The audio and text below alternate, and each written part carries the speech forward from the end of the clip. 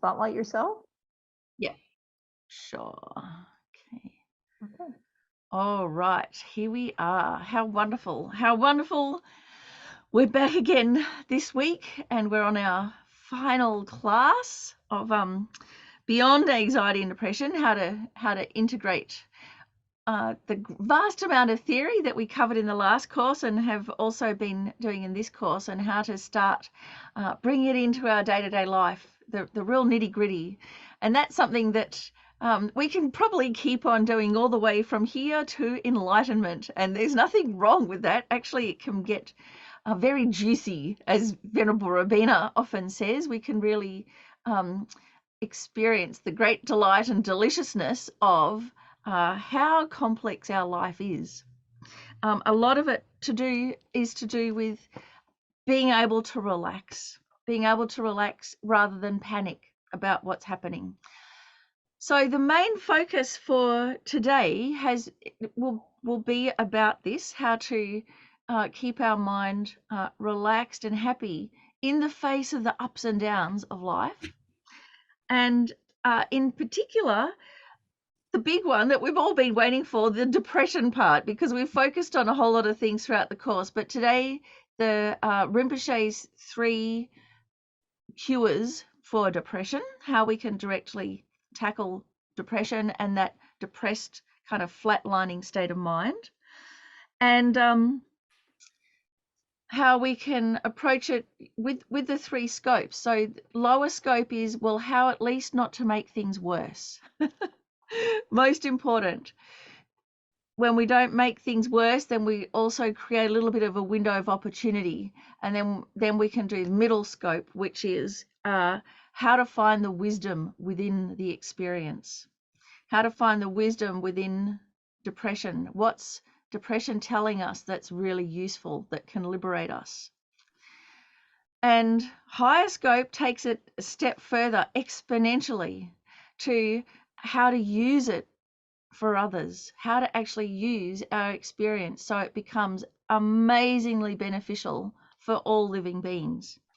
And we can do this with everything that happens to us in our life, all experiences that we have in our life, including depression, including something that you'd think, oh, there'd be nothing good about it at all. We can use it for others.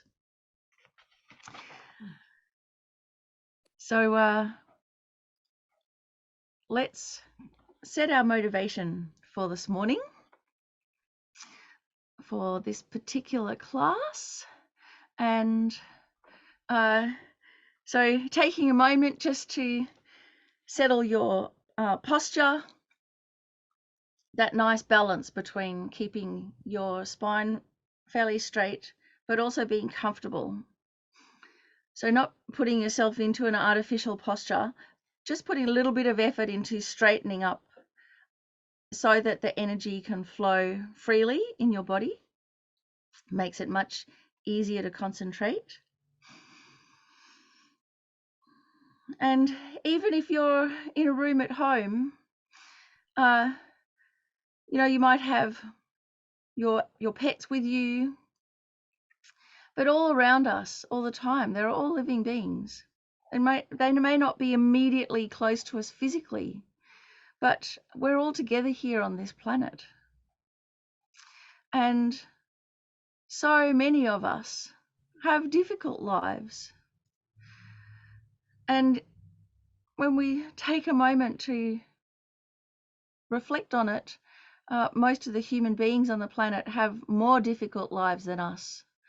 Or even if their lives aren't more difficult, they haven't met the Dharma. They haven't met a spiritual path that can actually lead them to liberation and enlightenment.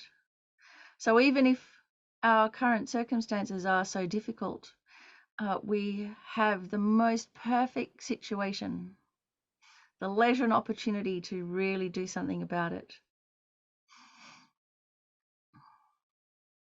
So we can think of all the living beings, all the humans, the animals, everybody. Think of them as our people, our tribe, and we can take refuge in the enlightened ones, in Shakyamuni Buddha, who showed the way, and all the enlightened beings whose nature of their mind is the same nature as the nature of our mind. The only difference between us and the Buddhas is that the Buddhas have been able to liberate themselves from cyclic existence. They've done it, and we are yet to do it. So when we take refuge, we're really thinking we're taking refuge for our own sake, our own liberation, our own salvation, but we're taking refuge mostly for the benefit of all the other living beings who don't have the window of opportunity that we do. So we take refuge for everybody. So we can recite this together 3 times. I go for refuge until I'm enlightened to the Buddha, the Dharma, and the Supreme Assembly. By the merits I create through listening to the Dharma, may I become a Buddha to benefit all sentient beings. I go for refuge until I'm enlightened to the Buddha, the Dharma, and the Supreme Assembly. By the merits I create through listening to the Dharma, may I become a Buddha to benefit all sentient beings. I go for refuge until I'm enlightened to the Buddha, the Dharma, and the Supreme Assembly. By the merits I create through listening to the Dharma, may I become a Buddha to benefit all sentient beings. So with this aspirational wish that can be the focus for our entire class, I thought we'd actually start with a very simple meditation called the Seed of Light meditation. And this is a wonderful one to do, especially if you're feeling a bit down or a bit flat. It's also a very good meditation to do if you're really sleepy in teachings and are battling with the delirium of falling asleep, or if you're just really tired, exhausted, as many of us are, have an accumulated exhaustion.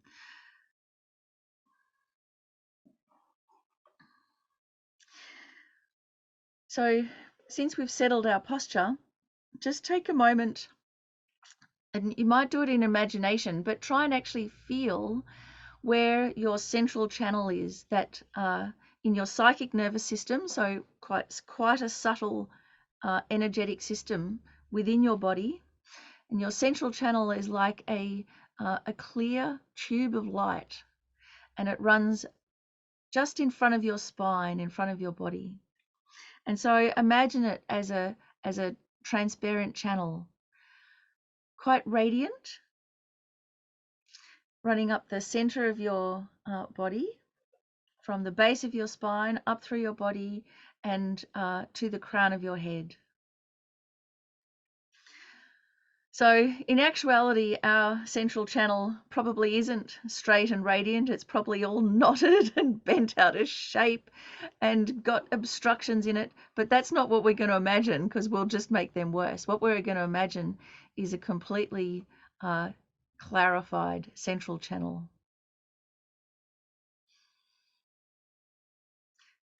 As you're imagining this central channel there in your body, your posture may actually begin to become more aligned as well. And really try to feel how it comes out from the crown of your head, as if actually you're being suspended from your crown. So then naturally the rest of your posture just falls into place. So the central channel is about the width of your little finger.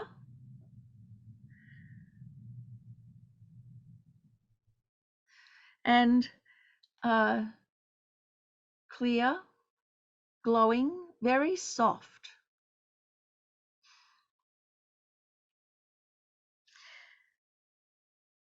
And then try and feel at the level of your navel, as if your consciousness were there. So not as if you're looking down at it, but shift your awareness to the level of your navel and imagine your mind enclosed in a tiny round seed. And this seed is there at the level of your navel. And the top part of the seed is white, and the lower part of the seed is red. So it might take a little bit of energy just to shift your awareness to that much more grounded level of your navel.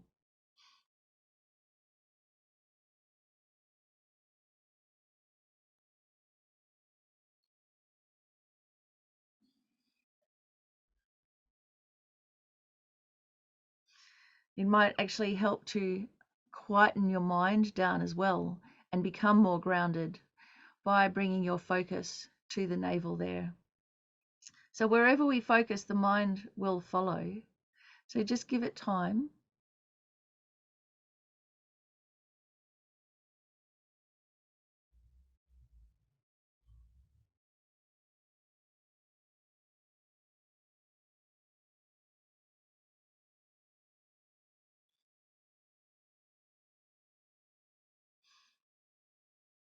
And when you're able to feel your mind, your awareness as that seed there at the level of your navel, imagine that the seed shoots up that central channel and up and out through the crown of your head, and the seed opens and your mind merges with vast empty space.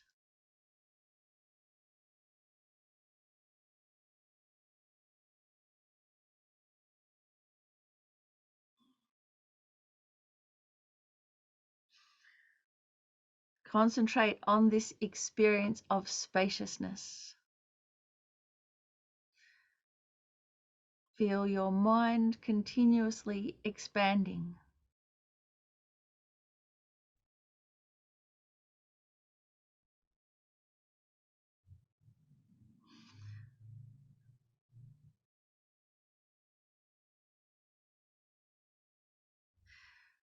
The experience of no edges or limitations, and the infinite clarity of that spaciousness.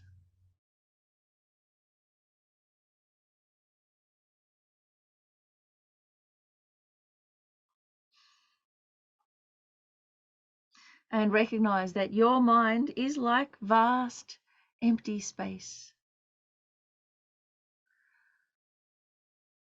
a limitless spaciousness in which all experiences can arise and fall away. And you're not reducible to any one of those experiences, to any one thought or feeling. Your nature is like that vast, radiant spaciousness.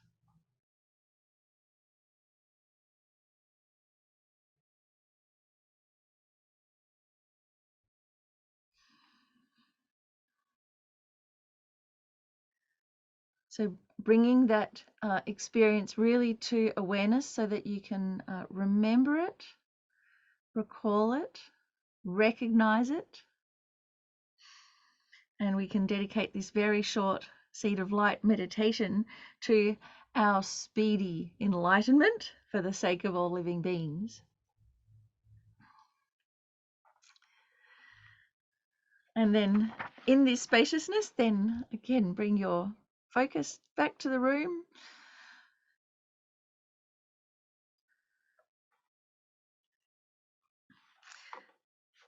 So the seed of light meditation it's so simple, and it's a really wonderful one to do, especially when you're emotionally feeling very heavy, heavy or tired, either way.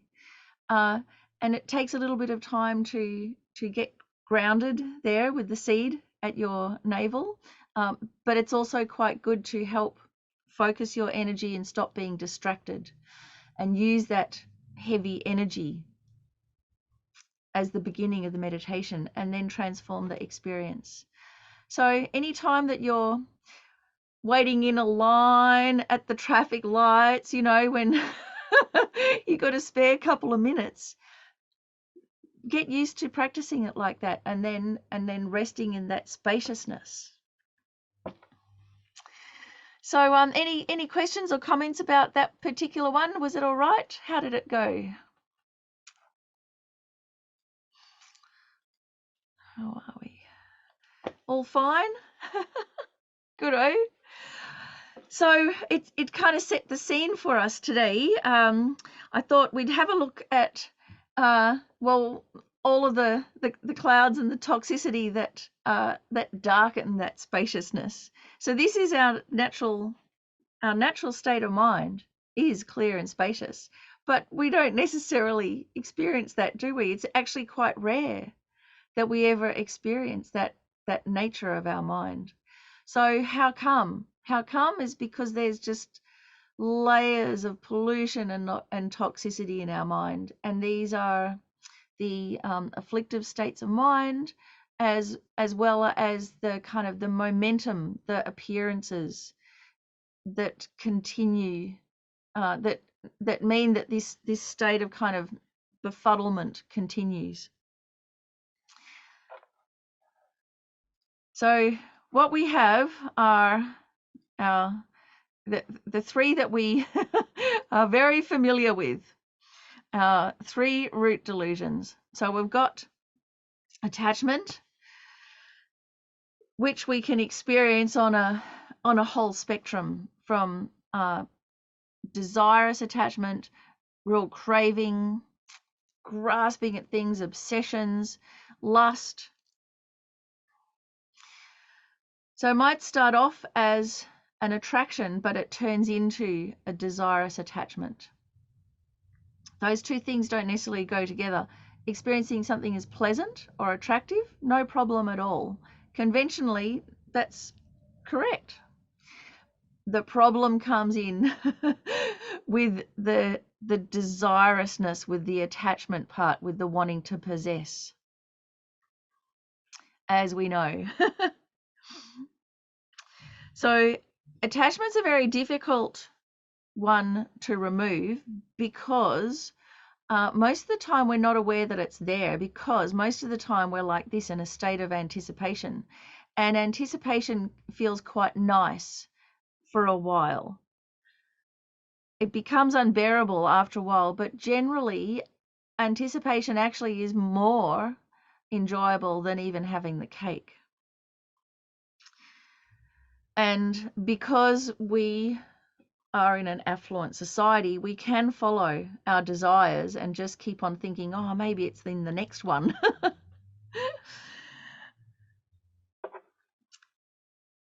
Generally, we only know we have attachment when attachment doesn't get what it wants, and then we experience anger.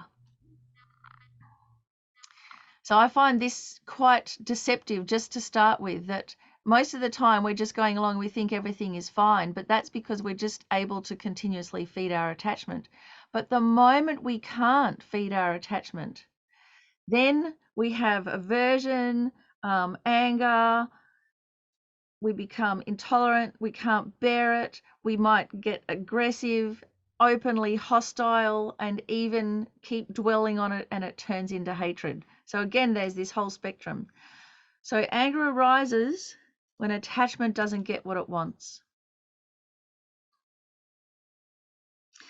So the question to ask with our attachments is, when we just start feeling that feeling of dissatisfaction, so we haven't been able to feed our attachment, so it's just the beginning rumblings of anger, to start asking straight away, what is it that attachment is not getting, before it becomes full blown. And then, of course, once anger becomes full blown, it's very hard to put it back in the box. But really the question to ask with the anger is, who or what are we blaming? What are we blaming here? And usually anger is blaming something or someone out there. Usually where we place the blame is incorrect, and that's why anger doesn't work.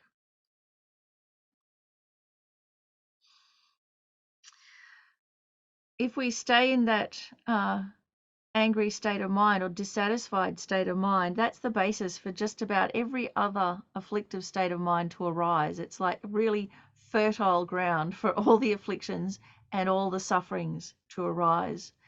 So this is what I console myself about, where it's like you just say it's not worth it. Even if I'm right, it's still not worth it, because it's only going to harm me. And so these two, as we can start to get an idea come out of ignorance, going around and around obsessively, being befuddled in the mind, not being able to see the forest for the trees, being so tight in our view that we lose the big picture. So ignorance also has a spectrum: confusion, just not knowing, I don't get it. I just don't get it, to confusion, to feeling bad about being confused, to grasping at whatever we can to feel okay, and grasping at an identity. That too has its spectrum from "don't you know who I am?" kind of pride, all the way to a fear of losing ourselves, a fear of death. So all of that is along that spectrum of ignorance. And what ignorance functions as is the basis of our mistaken ideas, of our doubts, of our procrastination. So the questions to ask to counter ignorance are, what assumptions do I have? What am I assuming here? What are my expectations? And start teasing those out. So these, you can see how they all play in together, these three root delusions, and hopefully you can see that we are dominated by them, that not to blame ourselves as being bad, but we're just overwhelmed by them, and so is everybody else. And so the more we contemplate these afflictive states of mind, actually two things should happen. One, we start feeling some compassion, some kindness and compassion for ourselves and others, that despite all of these, by and large, human beings live peacefully together, and by and large, human beings show incredible kindness. The fact that we have society shows that there's incredible kindness.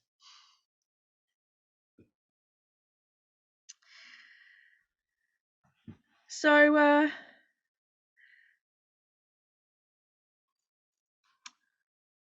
when we're talking about depression, I think we've got to dive right deep into the mechanics of it, because depression, remember, is a result. It's not one of the afflictions. Depression is suffering.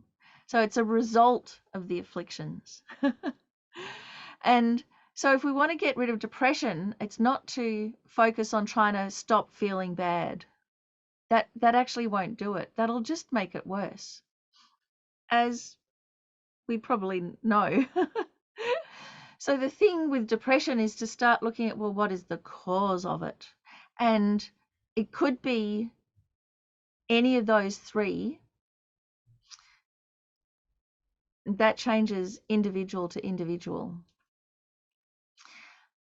So we have to kind of trace it back and see, well, which of those three major afflictive states of mind are we dominated by? Which is the big bully in our life? It might change over months or years, but we'll know at the moment what's the main theme here, which is the bully. And that's the one to start working on, not the actual getting rid of depression. Remember, the fact that we feel bad is an indicator something's wrong, and we need that feeling to be able to do anything about it. Otherwise, we wouldn't even know.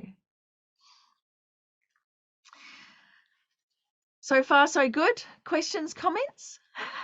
It's all making sense? Okay. Miffi, can I ask a question? Yeah, Oren, go for it. Are you going to say anything more about procrastination? Oh, gosh. Do you suffer like I almost me? procrastinated and didn't say anything. So Yeah, I think procrastination comes from a combination of all three, because there's this intense grasping at perfection, which in itself isn't wrong, but there is no perfection in samsara. So you just got to give yourself a break. Samsara only will ever be good enough, and that's the peak of samsara. So if we want perfection, we have to find it where it can be found, which is in liberation and enlightenment, in ridding our mind of all the distorted emotions and states of mind. That's the only way. And meanwhile, we just have to relax and do with something that's not quite perfect. The other thing about procrastination, of course, is that so perfectionism stops us doing stuff. And then the other thing about procrastination, we assume we have a lot of time. So that's why the deadline works, because as we get closer and closer to the deadline, then we get it together and go, oh, well, whatever, I'll just do what I can. So we've got to get to that state much earlier. And the other thing about procrastination is we're focusing on all the things we don't like rather than the benefits.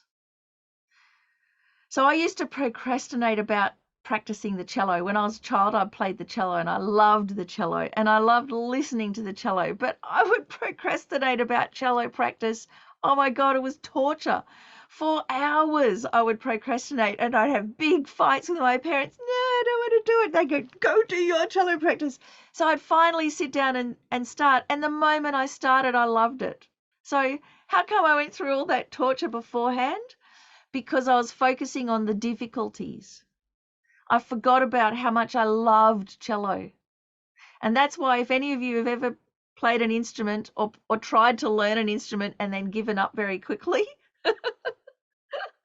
it's because we focus on how hard it is or the bits that we can't do very well instead of how much we love it and the music that we can make.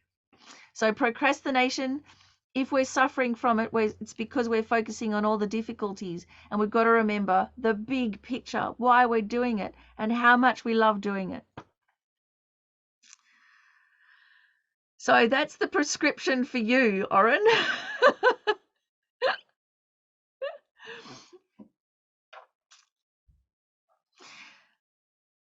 So how come all of these mistaken minds take hold of us? Why do they bully us? Why does attachment and anger and confusion and obsessions and things like that, why do they dominate us so much?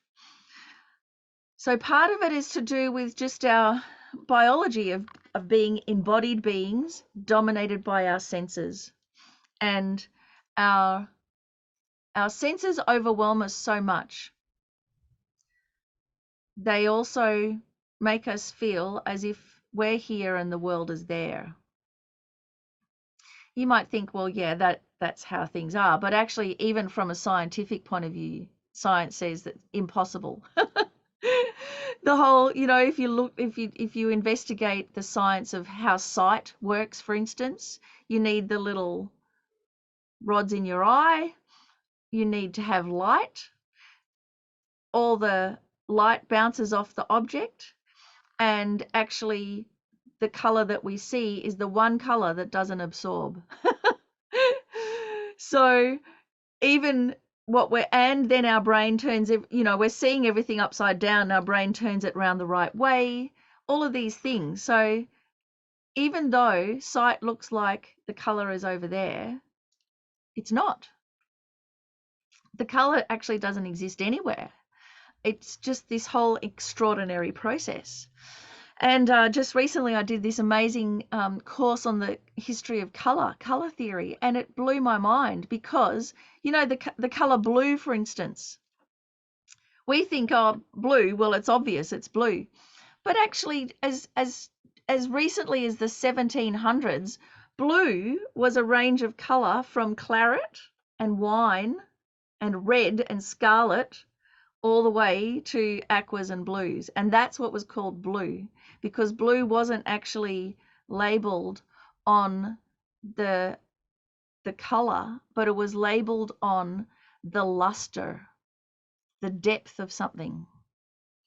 Because the way that we've even named colors was from how they came from nature and how we could replicate them from nature. So she mentioned, the lecturer mentioned there's some poem of the wine dark sea. And so when you see, we can imagine that, can't we? The luster of a wine dark sea, that claret colored sea all roiling. And only once we had the reproduction of color and were able to really create all of this spectrum of colors, we started focusing on the actual color of the color, whether it was red or whether it was blue. Before that, it didn't even figure into things. So here we are thinking, oh, blue is blue and red is red, but actually that's only been for the last couple of 100 years.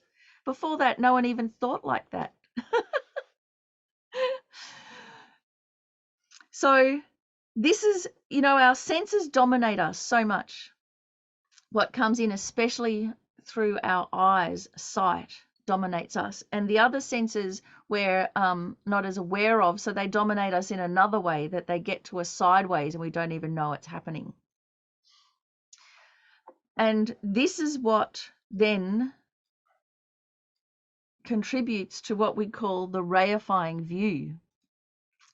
So the Reifying View, it's a tyranny. It's the big bully. And it's part of that fundamental ignorance that we have, that all the afflictive states, all the afflictive emotions come from. And what it is grasping at what appears to be true. So what appears blue or claret, we think it's true, and we think it's out there, and we think it is as it appears. So the reason why I've put up our fellow human politician here on the most wanted poster is because I have a real problem with the Reifying View when it comes to politicians, and because I think they're bad from their own side, bad from its own side. And what compounds it is I can even hear it in Donald Trump's accent. Bad from its own side, and that's how it appears to me. And absolutely, that appearance is not true. It's incorrect. The Reifying View, what it does is we think that suffering and happiness come from the thing out there.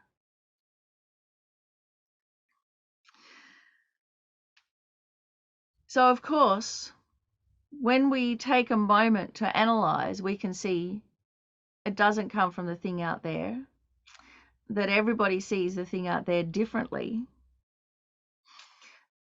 Donald Trump's children will see him differently from me. His dog will see him differently from me.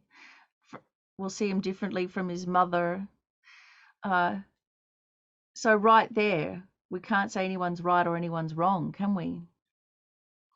So what our Reifying View does is think that all of our experience comes from the thing out there. So we reify things.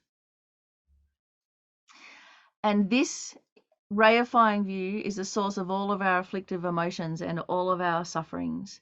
And because we reify this appearance as if it's true and hold to it, which is called grasping at inherence, it means being really tight about it in our mind, it blinds us to change. It means we can't change anything. It gives us no room to move. So it imprisons us. So actually, the thing to blame is the Reifying View. And you can do this really clever life hack here. this really clever emotional hack, that anytime you have an extreme reaction to something, instead of getting into the something, go, aha, there's the Reifying View. Gotcha. So it's similar, like when in meditation, if you get distracted by something, you can actually use the distraction to bring the mind back. Like temple bells, it's a reminder. So instead of getting involved in the distraction, you go, oh, just got distracted, bring it back to the meditation, and it's a reminder to come back each time. So with the Reifying View, every time you get really intense about something, it's like this when you're blaming or when you're craving. Then you've got it. then you've gone, aha, there's the reifying view right there. That's the real culprit. So how are we going?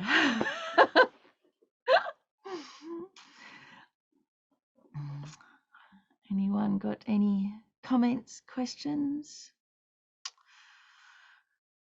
So the reifying view then, how it plays out with depression. So we have our likes and our dislikes that come from past karmic imprints, come from our background, our upbringing, our circumstances, all of those things.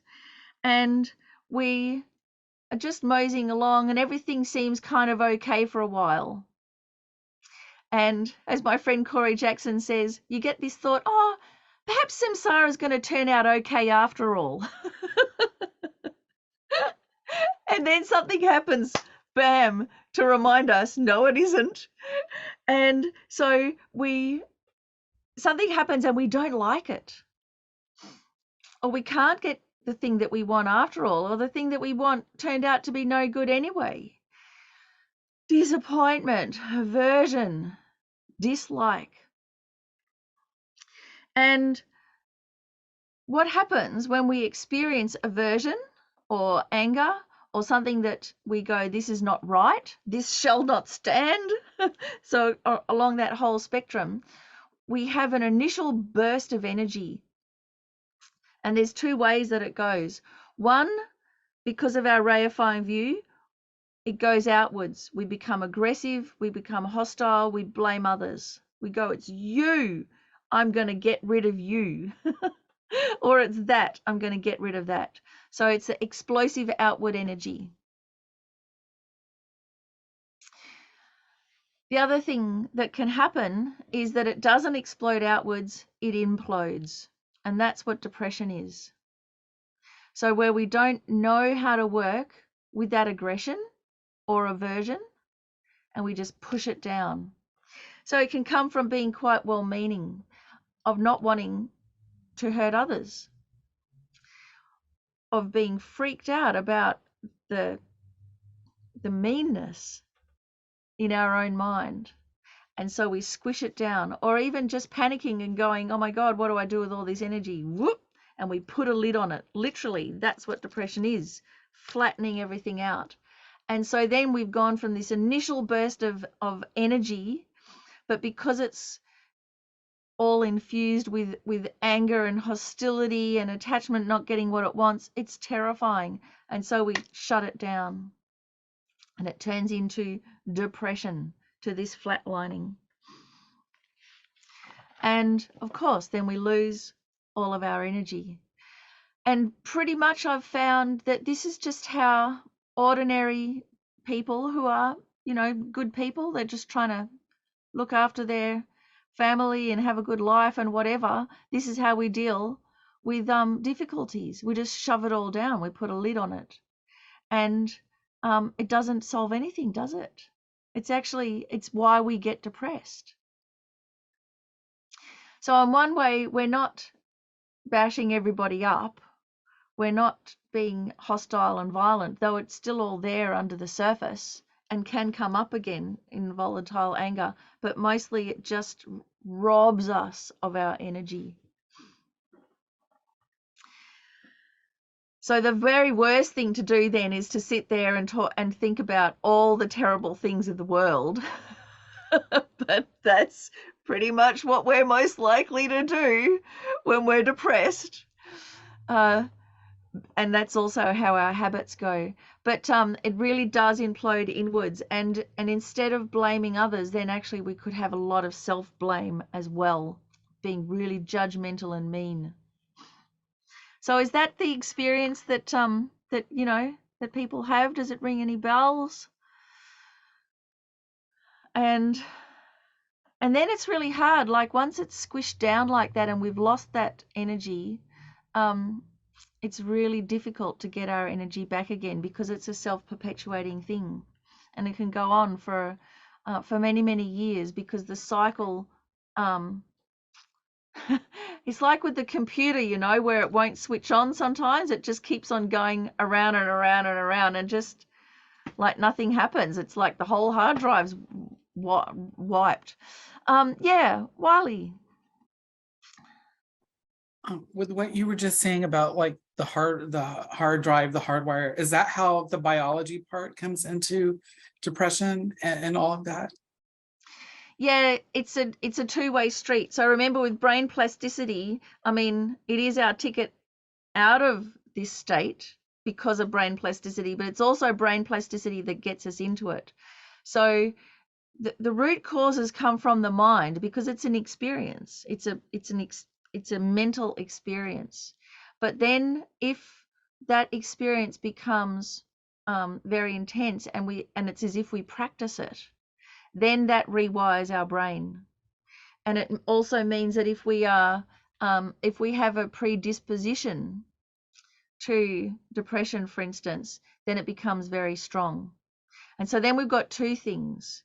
Then we've got the mental component, and then we have the physical rewiring of how the brain works. And so then we have to deal with both. So it is important to physiologically change how our brain is functioning. And Western medicine deals with that side of things. And there's also a whole lot of alternative kind of Western medicines coming up that deal with that side of things.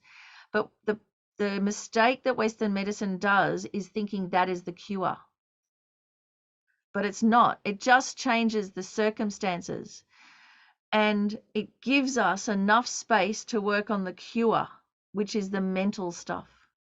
Because it's so difficult to work on a cure if physiologically, physically, emotionally, we're depressed. It's a really hard road. So we have to do something to get the mind a little bit lighter and a little bit more happy to be able to deal with things. But of course, what happens, we get the mind a little bit happier and we think, oh, I'm cured because the depression's gone, because we think depression's the problem. So with a little bit of insight, if we can recognize, oh, okay, got to get the mind happy, and now I can start dealing with the causes, then we'll actually be able to cure our depression. So there's various ways that we can get this window of opportunity. So some medications work for people, which is great. Doesn't work for everybody, but if you find a medication that works for depression, then use it. We need that. If you're amazing at meditating, and meditating can actually lift your mind and clarify your mind, like that seed of light that we did, if you get good at that meditation, that when you feel yourself sinking, you can actually create that spaciousness. Me, I find it actually very effective to go and look at a view. To have the physical seed of light and look at a view and spaciousness first. So I get that experience, outwardly. There's also other things like the tapping technique, having lots of vitamin K, whatever it is. There's all sorts of things. They give us a window of opportunity. And there's for post-traumatic stress, there's a lot of stuff that can help with that. But we have to recognize it as that gives us the window of opportunity. Anna, you too had a question, was it? Thank you, Miffi. So I'm suspecting there's something going on with my younger son, and he's in his late 20s, and it's just something that surfaced. And it could be something that also is underlying, like he hasn't been diagnosed with bipolar or anything else, but I'm seeing he's been stuck now for just a little over 2.5 years. And of course, he's not Buddhist. Of course, he's not going to contemplate this, though I'm really tempted. You have such enthusiasm and you're funny, Miffi, that I'm wondering even if I got him to listen to your recording. Yeah, I mean, well, you don't have to be a Buddhist to be able to enjoy Buddhist psychology. That's great. I mean, you can just take the whole psychology side of thing and but it's interesting, Anna, that you said about it is worth having a good diagnosis. And see, even then, you know, our Western medicine can be fraught because so many things are misdiagnosed. And while they are a label, yes, if you get a valid label, it is liberating. So, you know, for me, for instance, I've been diagnosed with, you know, way into my adult years with autism, and having a diagnosis has just been revelatory. I cannot tell you. It's so amazing. So for quite a few years, I suspected as much, and I don't think autism is being broken. I think it's just like, you know, having a different language. But you know, if you speak German and everybody else speaks French, then there's going to be some communication problems, right? But you can't say one's right and one's wrong. But if you are misdiagnosed, then all of that exhaustion, for instance, that I felt for all these years, having it misdiagnosed, then it just wasn't helpful. So then going, oh, no wonder I have exhaustion because I've got all this sensory overload, and not everybody experiences this. Oh, right. Oh, I get it. So then you just build it in, and suddenly, wow, I've got all this extra energy. So it would be worth finding, you know, doing your own research and really finding, well, what is the valid label here? Because then it makes it so much easier to work with our circumstances. I appreciate that, because I have to tell you, I've been searching for the last 2.5 years. I've been seeing a therapist and just getting some guidance. How, as a parent, you know, my husband and I, how can we encourage him? Because he's blocked, right? He's not convinced that he needs to go see someone. So I'm trying to find ways to inspire that, but I really appreciate that. I know that's important, but I think, you know, I'm on that. And as a parent, to help out and seeing what we can do to just kind of inspire that spark in him. But he's definitely feeling down, but he's very connected with our dog. That's right. And I mean, my relationship with my cats, because it's very it's an unambiguous relationship. There's no social mores that you get confused about, and they're not judgmental. So right there, you can have a really good, so you get a taste of a good relationship, and then you can start figuring out, well, how do I do that with humans? But I think also many people have a real resistance to finding help, because one, the stigma can be quite bad. So you have to be very smart with who you tell and who you don't tell, the stigma. But also, so much of Western medicine is very much top down. I'm okay and you're broken. And you come across someone like that, just leave the office. What you need to find is someone that understands it from the inside, that we all have our different ways. We're all broken in samsara, all of us. And actually, this is the thing about how radical Buddhist psychology is, which says everybody has mental health issues. And so many therapists will say, I don't and you do. And that's incorrect. And that us and them is what everybody riles at, and rightly so. I don't want to go there because we feel that us and them, and it's not correct. The Buddha's gone, we all have mental health issues, and some are more obvious than others, and some are hardwired in, and actually that can be easier to work with because it's easier to see. When our mental issues aren't hardwired in, we could be tempted to think, hey, I'm okay, everybody else is the one that has the problem, and we get quite arrogant. Whereas if you've gone, oh, okay, I've got a mental health issue, it actually helps you get you get some humility and much easier to be around. So yeah, it's a very contextual kind of thing, but I really encourage you to investigate and find someone that has that idea of psychology, that we're all on a spectrum, and some are more extreme and more intractable than others, and we all need help. And so it's us then, rather than me and us and them. Thank you so much for answering that question.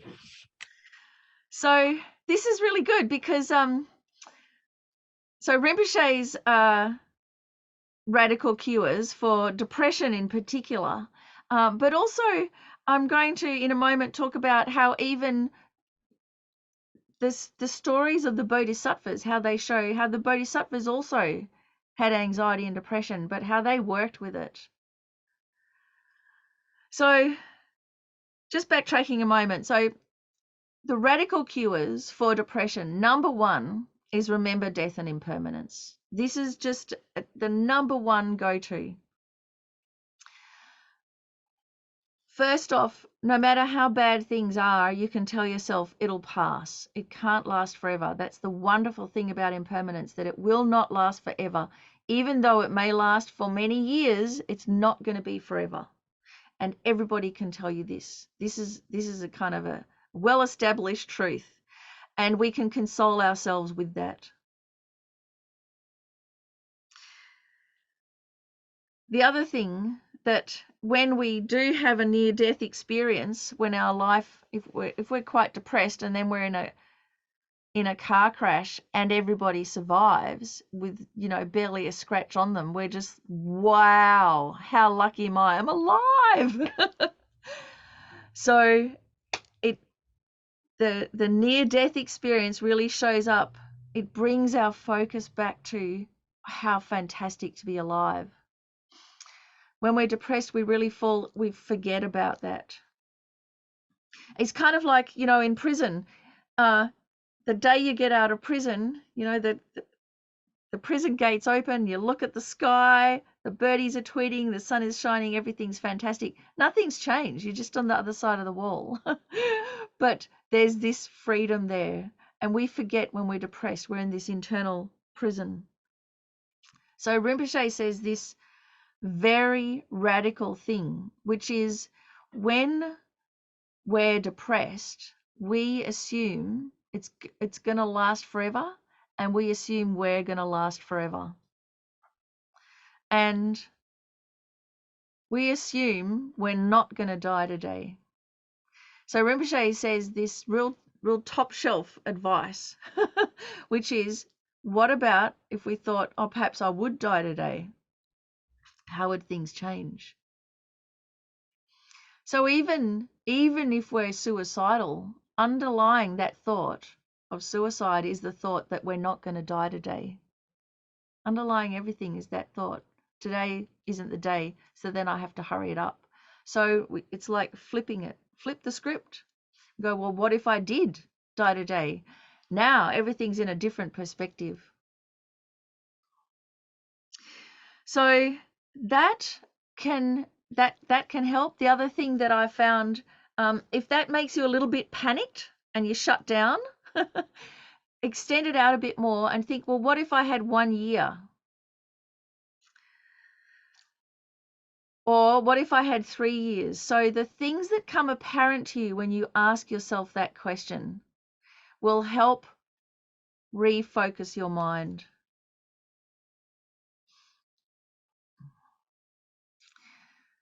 And it's a good exercise to do and to change the length of time, because different things will come up of what's most important to us. And it can be quite surprising. There's things that come up that you haven't really thought about. Then you're, what if I had 1 week? Then it's like, oh gosh, I'd do this, this, and this.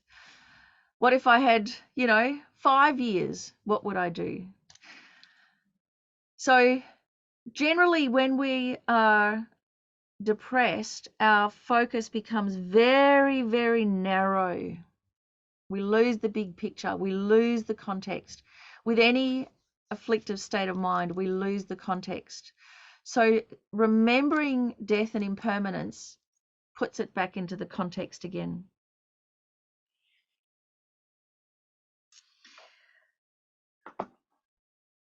Now, there was something else. Oh, it'll come to me. Oh, that's right.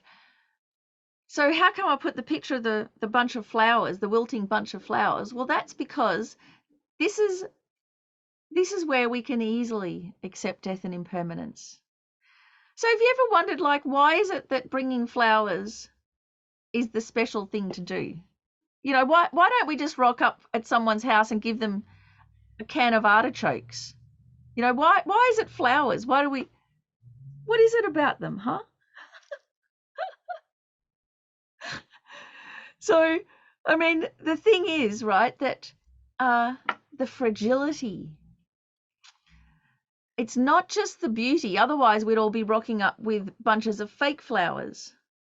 I rock up with bunches of fake flowers, but most people, it's fresh, isn't it? So it's not just the beauty of how they look, and it's not just the smell, though that's nice, because all of those things we could get from a can of artichokes or cherries or whatever it is.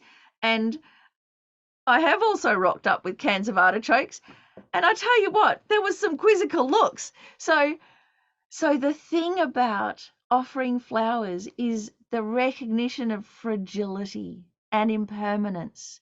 And there's such a poignancy there that we don't need to spell it out. We just experience it as something special. And it brings our mind to this moment here. It's something special because life is fleeting and we don't know when it's going to end. And it's really beautiful. And at the end, it's just all stinky and messy. And that's all part of it. So when we give the bunch of flowers, we're happy because we're focusing on that. No one goes, oh, stinky flowers. They're not thinking about when they're 6 days later in the unchanged water in the vase. And when we're kind of walking around the house, we notice, oh my God, I forgot to chuck the dead flowers out. We don't just go, oh no, the flowers. We're just like, get rid of them. No problem. So we're very used to that, and it's something that we can work with. We don't have a nervous breakdown when the flowers rot, and when we chuck that and that stinky water, especially with carnations, it's like, oh my God. But you see, when we're giving the carnations, we're not thinking about the stinky water, are we? But it is in there. And why? Because of the really short time scale we can put it together. You know, it's just a day or two. Sometimes it's a day that flowers will last. With our life, we can't quite put it together. It's a much longer time scale. And that's why it's worth really remembering it. And we get the poignancy of it, that whatever life we have, it's just so amazing. It's so amazing what we can do with it. It is so beautiful if we look at it. We just forget. So there's a lot in that one. Remember impermanence and death. And so if you are getting a bit depressed, just go out and get a bunch of flowers and watch them from the beginning to the end. It's just that simple. You'll get a lot out of it. So the next one, getting a little bit more radical from Lama Zopa Rinpoche. When the depression sets in, then it's very difficult to get rid of it. And actually fighting against it will make it worse. So if we've missed the warning signs and now we have sunk, then our approach is different.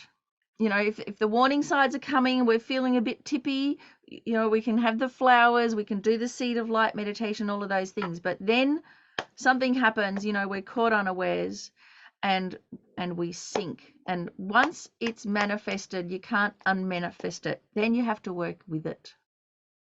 And the best way to work with it is to accept the experience and to go, okay, bring it on. And I am going to do this for others. And so Rinpoche says, think, this is not my depression. This is others. This is for others. So it's a little bit like with martial arts, with Tai Chi. You don't block the other, you work with it. So once the depression is set in, you work with it. And actually, one of the main things that happens is that depression usually comes about because of suffering. We're not getting what we want. Something happens, we don't like it. You know, for instance, COVID came along and many people got depressed because of being locked down and losing their social support, all of those kinds of things. And we thought it was the thing out there. We blamed the wrong thing. But what was interesting about that is that until we suffer, we don't notice that anybody else is. You know, so the first few weeks of lockdown and everyone's like, no one should have to live like this. And then the little thought starts thinking, oh, what about, you know, people that are just in hospital for months and months? What about people who are incarcerated? People actually already live like this, and I didn't even care until it happened to me.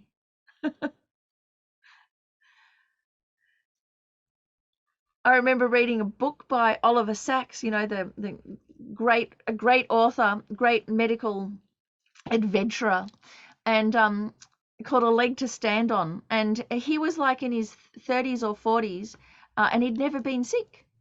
And then he broke his leg. And that was his first experience of being a patient. And it just changed his whole approach. So if you go to a doctor and you get migraines and they've never had a migraine, are you going to trust the doctor? No way.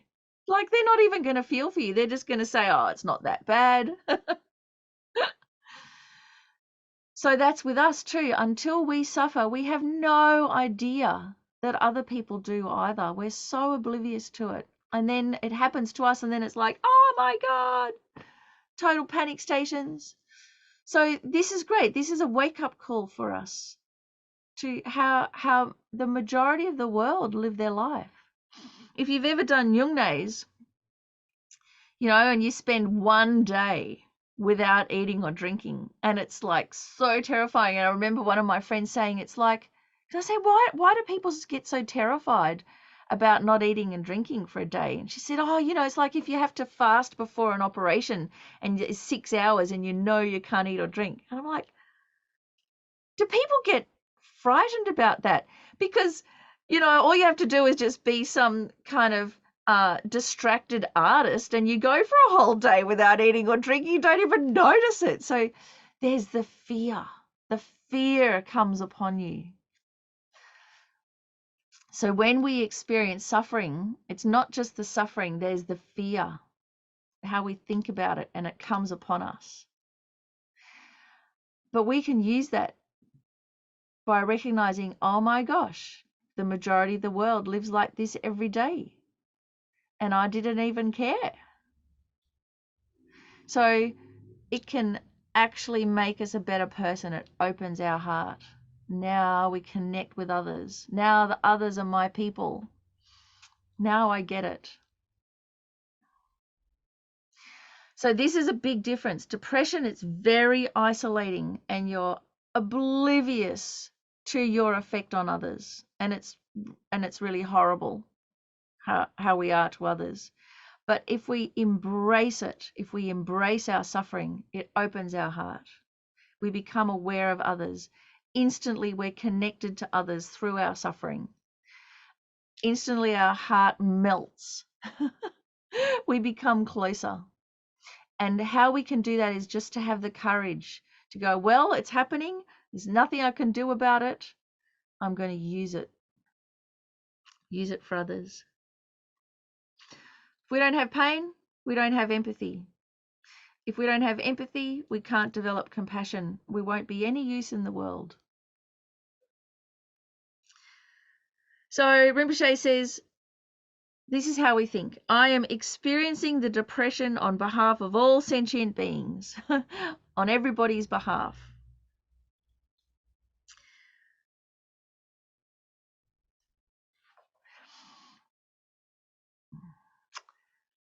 Now, the third one that is also radical. Oh, and so, of course, with this one, experience and for others, if we do get a diagnosis, whether it's autism, bipolar, whether it's some, you know, discrepancy in our brain, there are others like us. So then they become my people. And so then you have a special connection with them. And so then you can help and you can share your experience.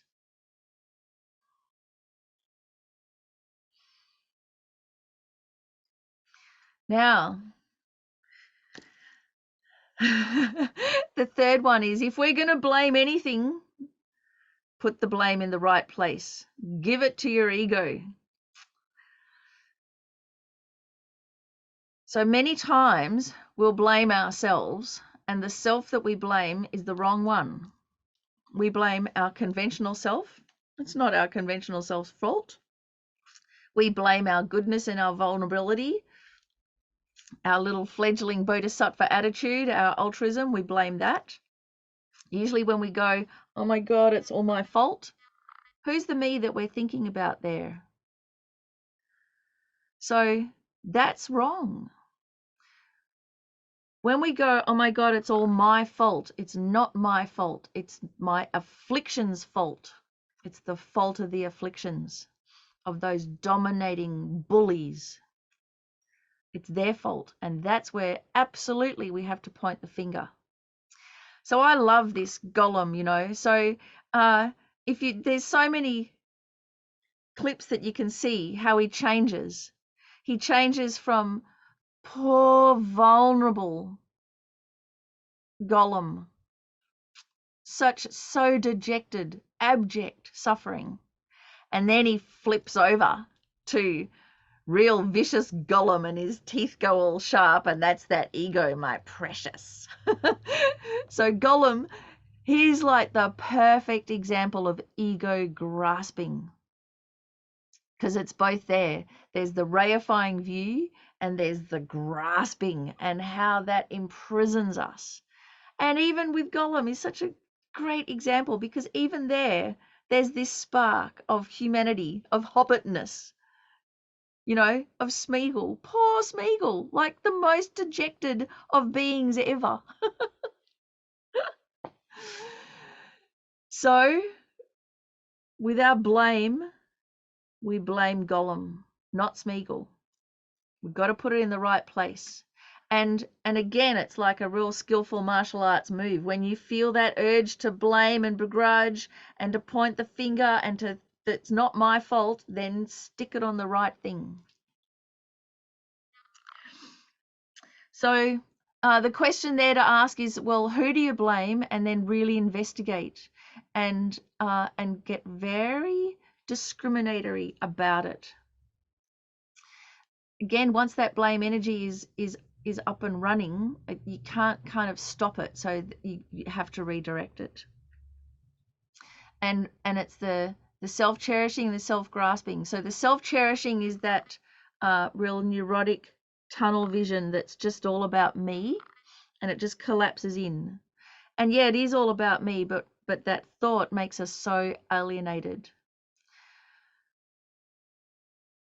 and cuts us off from help from others. So that's the kind of the self-cherishing part. The self-grasping part is the reifying view. Is that one that goes bad from its own side? It's out there, the pointy finger. So those two terrible twins, self-grasping and self-cherishing, they're diabolical twins. They work together, and so that's what we have to blame. Not us. Not the clear light nature of our mind, not the conventional self, not the, you know, the you and me trying to be good human beings in the world. We don't blame any of that.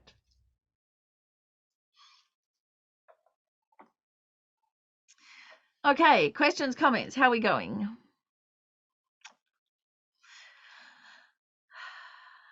How do the radical cures sit with you?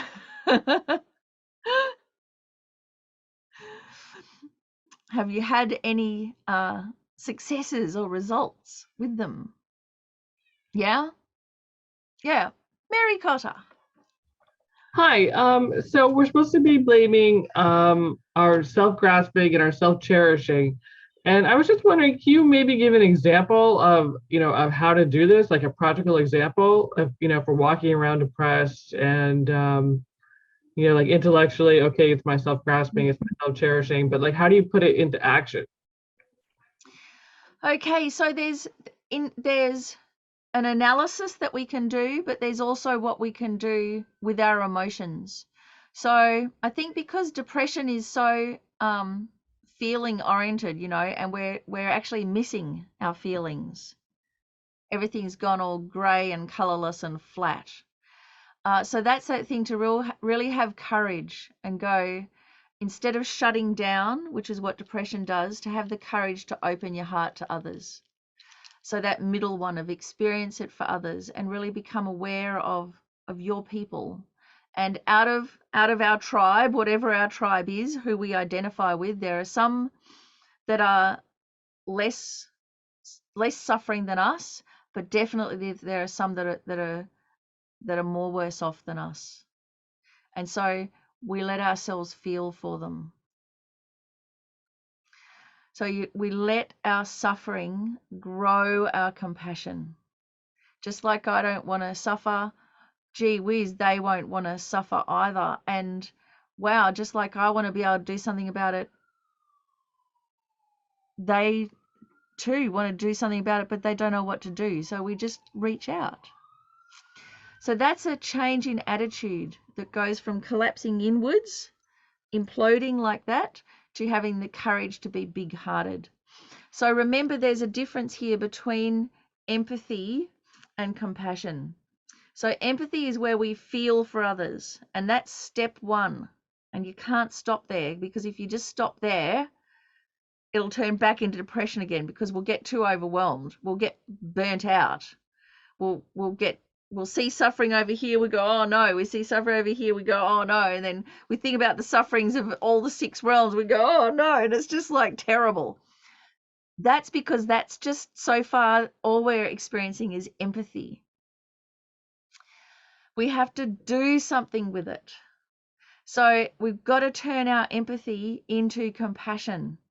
So compassion, and it took me years to figure this out. I don't know. I'm pretty sure people spelled it out to me, but I never got it. Compassion is an activity. It's not a feeling. So compassion is a wish to help. That's it. So we've got to turn our empathy, which is the overwhelmed by suffering and recognizing suffering and feeling it, we've got to turn that into a wish to help. How can I help? What can I do? And that's the key. And we can only do that if we're big-hearted enough to experience it to start with. Oren, yes. Because I'm mixed up between compassion and empathy, just like I'm mixed up between jealousy and now I can't remember. Anyway, we'll just stick with compassion. So Yeah. So what is empathy? Empathy is where you feel for others. And actually, psychologically, when you look at empathy, there's 2 types, because there's 2 ways to feel for others. So one is affect, and it's biologically wired into us. It's, for instance, if someone's vomiting, do you feel a bit upchucky as well?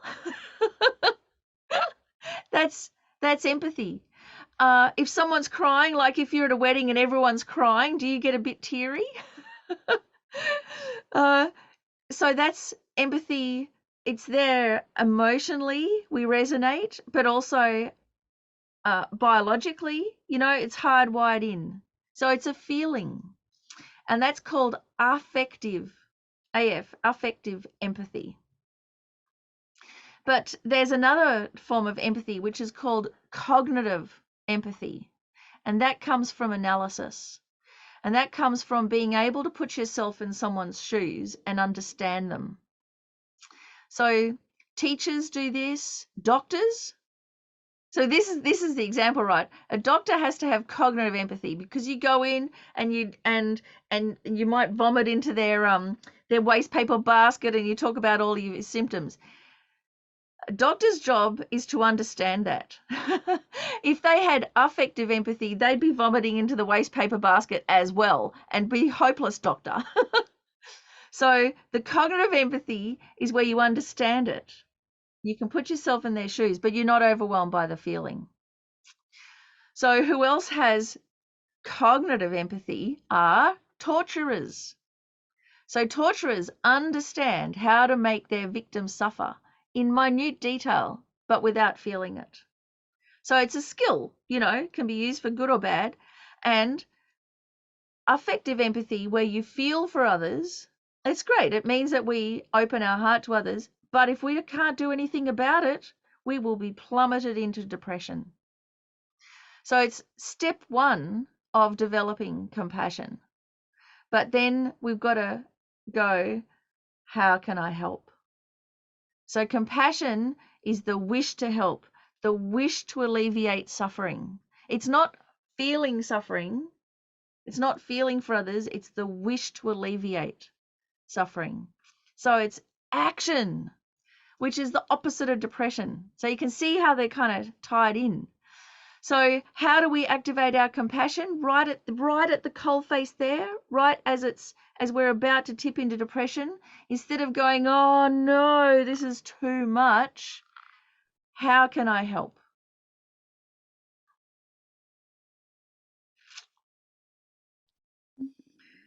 So, for me, I have a complicated affect. I can't read body language or facial expressions very well. Like for years and years, I just thought everybody had blank faces.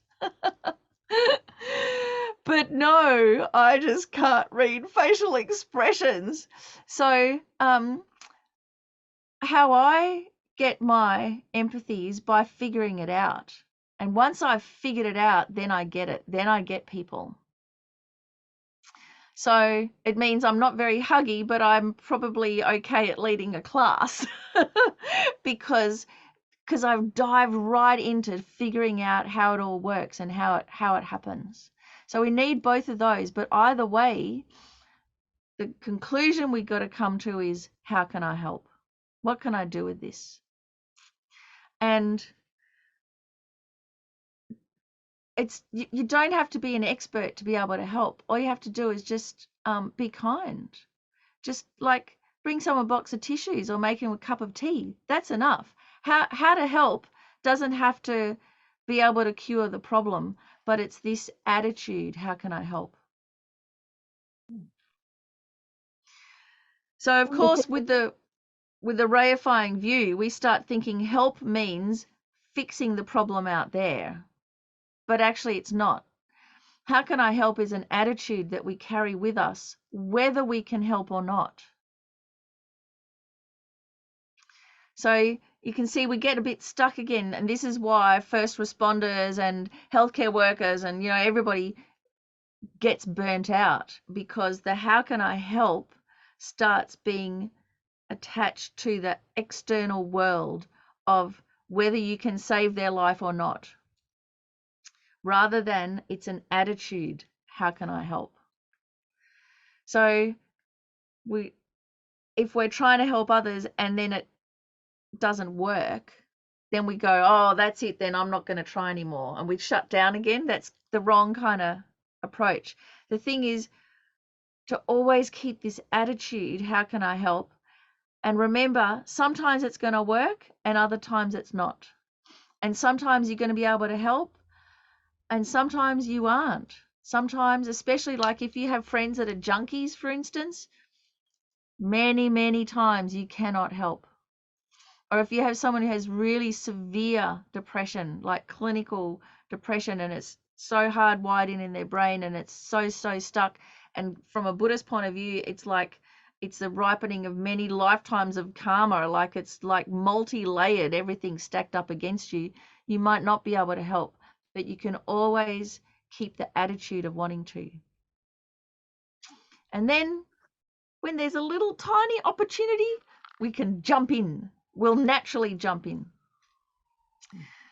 Sheila, yeah. So I was just wondering, for people who I know who are really depressed, I mean, they're hardwired depression. I mean, I feel like none of these things would like make a crack, would speak to them at all. And I just wonder how, those people deal with things, or how you deal with those people. Yeah, that's right. Well, pretty much you may not be able to do anything at all, because that really hardcore depression, it's like being a hardcore junkie or a hardcore alcoholic. It's got you from so many levels, physiologically, genetically, the situation that you're in your life circumstances, the way that you're thinking, and then that's all compounded by what about me? Which of course makes us more and more alienated. So it's a vicious circle, and it's very, very difficult. So especially like that, looking from the outside at any situation like that, we can't get stuck on fixing the situation because we may not be able to. It's probably we can't. So we absolutely have to keep that attitude, though, of being willing to help. How can I help? Of just being open. And I always remember Venerable Robina saying, again, it's the Reifying View comes in. So we start thinking, instead of my beautiful friend who's an alcoholic, with alcoholism, or my beautiful friend suffering from depression, we start going, the depressed person, the alcoholic. So we start seeing the person as their affliction. That's the Reifying View again. So from our side, this is what we can work on, to not see, the alcoholic, but to see my beautiful brother suffering from alcoholism, or to see, my beautiful friend who's so depressed I can't even bear to be in the same room as them. So even that will help, because at least there's one person in the world that isn't just seeing them as their problem, as their affliction, but actually the bigger picture. So when all the circumstances come together for them, you'll be there and ready. And you even might be one of those circumstances of the person, like how Venerable Robina, doesn't matter how screwed up I am in the mind, she just thinks I'm wonderful. And that's why she can hammer me, because the context is there. So even if all that we can do is we can provide that context to people. So that leads us to how the bodhisattvas have a mental breakdown and how the bodhisattvas have depression.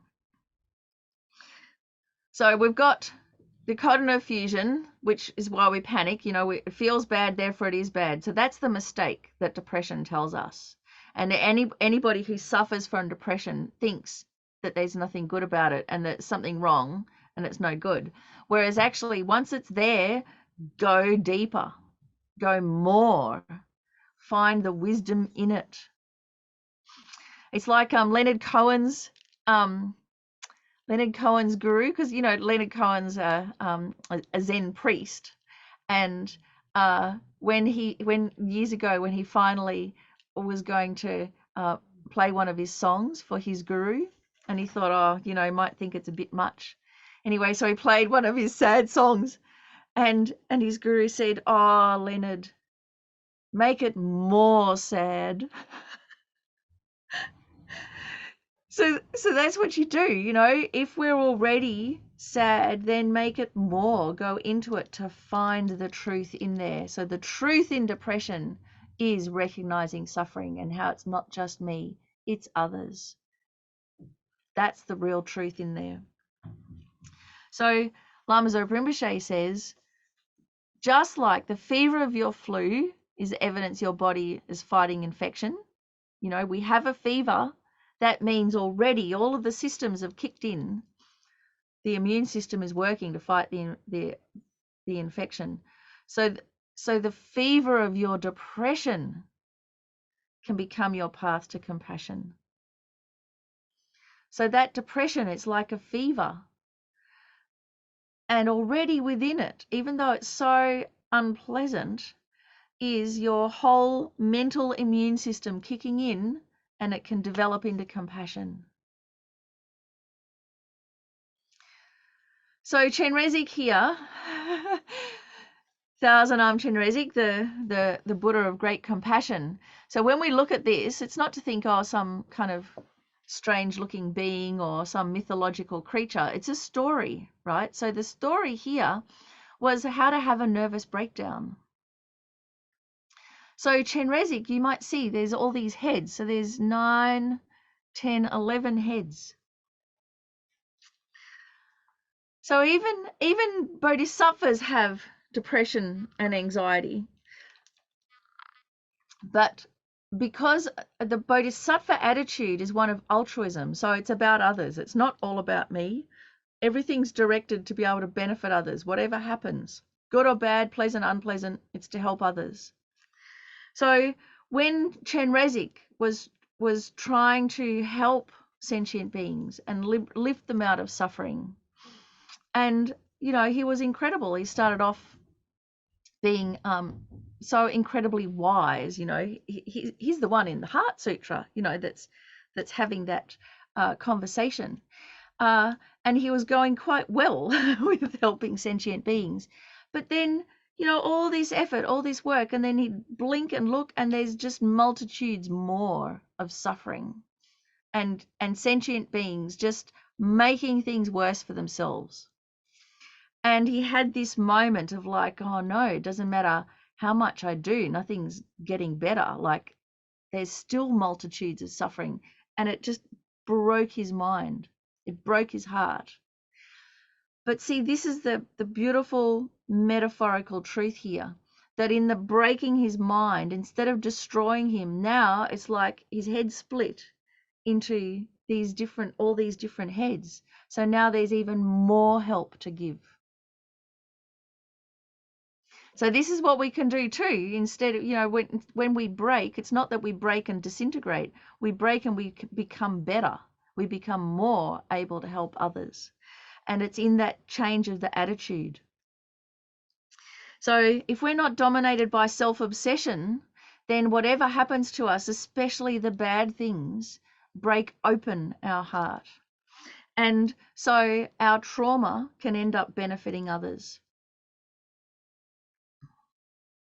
So when Chenrezig's head split through his distress, it actually meant that he could see better. He could see in all directions from even more perspectives to better help sentient beings. So there's an amazing encouragement for us right there. So when we hear about the stories of the bodhisattvas or any saints or anything like that, they're outlandish stories, but there's this deep psychological truth in them. It's like the archetypal stories like Jung talks about. But also when you hear the legends of the bodhisattvas, it's there to show us that they weren't perfect. It's not like there's some other kind of species out there. They had politically incorrect lives. They had real deep traumas and problems, but they found a creative way through them. And so Chenrezig in particular shows us this creative way through trauma and distress and a nervous breakdown to develop great compassion. And to continue to riff on a theme, even with bodhisattvas, there's bodhisattvas have a spectrum.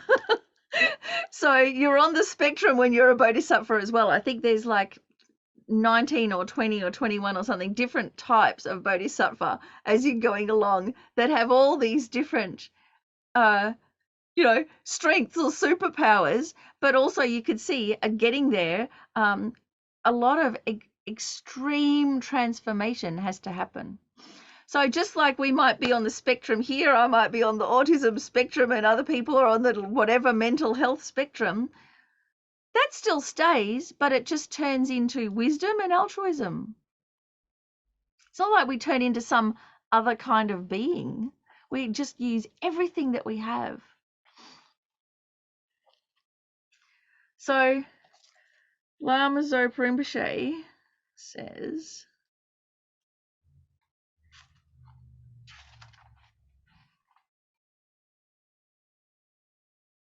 compassion is a wish-granting jewel, fulfilling all of our ultimate desires. So compassion, it's got to come, it starts off with that pain and that empathy. There's no other way to get it. And then we can live with compassion, work with compassion, die with compassion, meditate with compassion, enjoy with compassion, and when problems come, experience them with compassion. So, whatever happens, pleasant, unpleasant, good, bad, we can use it to be this incredible benefit. So it's not just making do. It's not just making do or learning to live with depression, or maybe sometimes I'll be okay and other times I won't. We can use it for the ultimate benefit, to liberate ourselves entirely from the cycle of trauma and become better for it.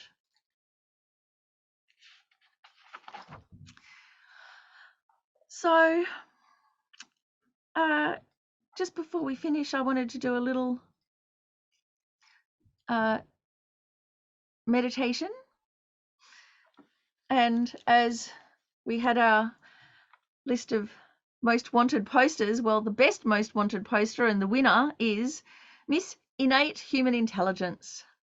So instead of being like Miss World or Miss Universe, we all win this one because we have innate human intelligence, as His Holiness the Dalai Lama says so often. As human beings, we have everything that we need already with us to become free entirely of suffering, not just free of depression, which is the result of all of these conflicting things, but free of the conflicting things. We don't have to be somebody else, go somewhere else, buy anything else. We already have what we need within our own mind. And we can't stop the rain of misfortune, but we can protect our own mind. So this is the precious umbrella. It's what it symbolizes, the protection of the Dharma, the protection of our understanding. That will protect us no matter what happens to us in the world. Will be protected. Our mind will be protected. And so how to actually put this into practice? Generating loving kindness. So again, this is this way of how to practice. How can I help? Compassion and loving kindness. So let's just gone over a little bit, but it'll only take a minute or two. And it's a way that we can also dedicate this particular course that we've been through together. So just like at the beginning, we felt that central channel there within our body. So now, this time, focus at the level of your heart. And again, not looking down from your eyes to your heart, but really trying to feel you are at the level of your heart, there in the center of your body, and that your own pristine awareness manifests as an orb of radiant white light at your heart, there in the center of your chest. And this orb of light is an unlimited source of loving kindness and compassion. It's a light of unlimited goodness and joy, and it's the nature of your mind, and it's so bright.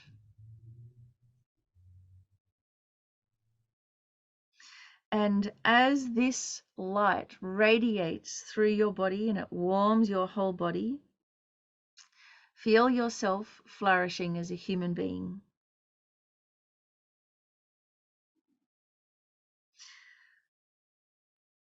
As the light brings this warmth to every atom of your body, as it permeates your whole experience, imagine all the blessings you'd love to receive from the world.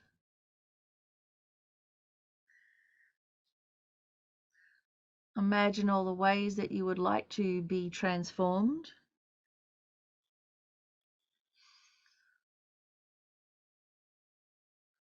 Imagine the experience of fulfillment and satisfaction of achieving what you seek as this warmth permeates your whole body. And generate the sincere aspiration, may I find happiness and its causes.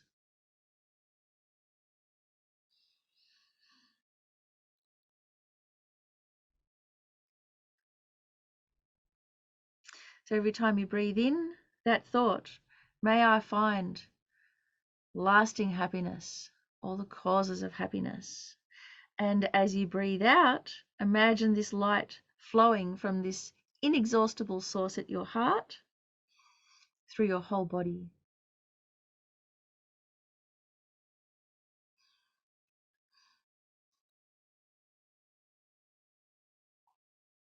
Feel your heart's longing is fulfilled with each exhalation.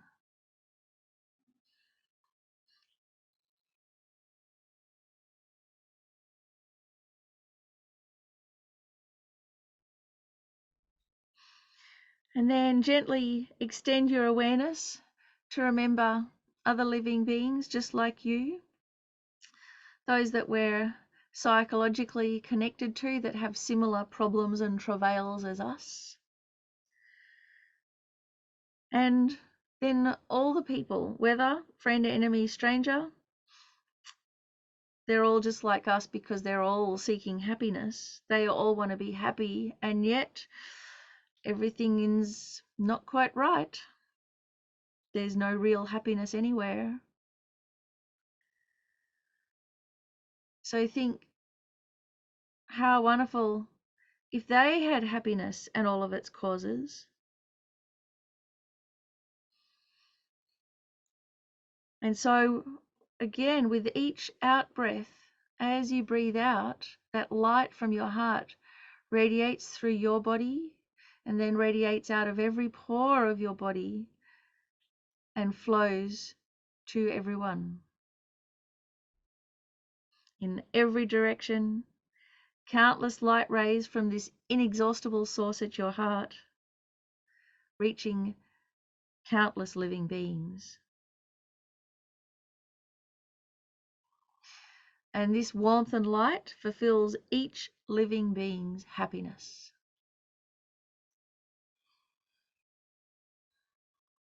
So every time you breathe out, feel that light radiate from your heart, bursting out through all the pores of your body and reaching all living beings.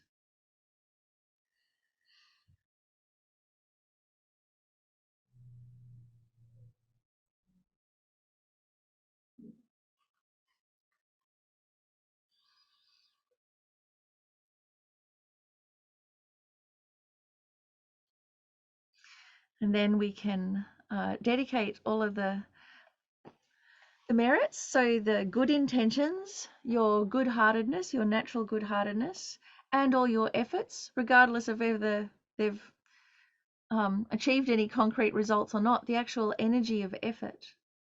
Dedicate our gratitude, our feeling lucky, dedicate our rejoicing in all of the things that we've done that have been beneficial. All of this positive energy and this way of just breathing, of just being in the world, can be beneficial for others. And what we're going to do is make it count. We're going to dedicate for the biggest picture that we can think of, the most extensive. And that means dedicating for enlightenment. Due to the merits of these virtuous actions, may I quickly attain the state of a Guru Buddha and lead all living beings without exception into that enlightened state.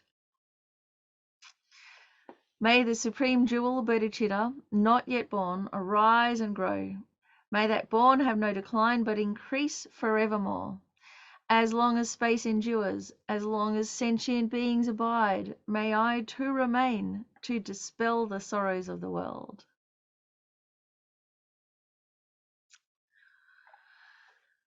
So that has taken us to the end of our 6-week journey together, and it just feels like we only got started, doesn't it? So thank you so much for coming along, being such a wonderful group of regulars, and it's so lovely to see your faces each week, and I'm definitely going to miss you. So please take care and stay in touch, and keep dipping in, and I hope to see you all again. Thank you so much, Miffi. Thank you, everyone. Miffi, come back again soon. Yeah. Will you think of a new course for us? Yeah, sure. Thank you so much, Miffi.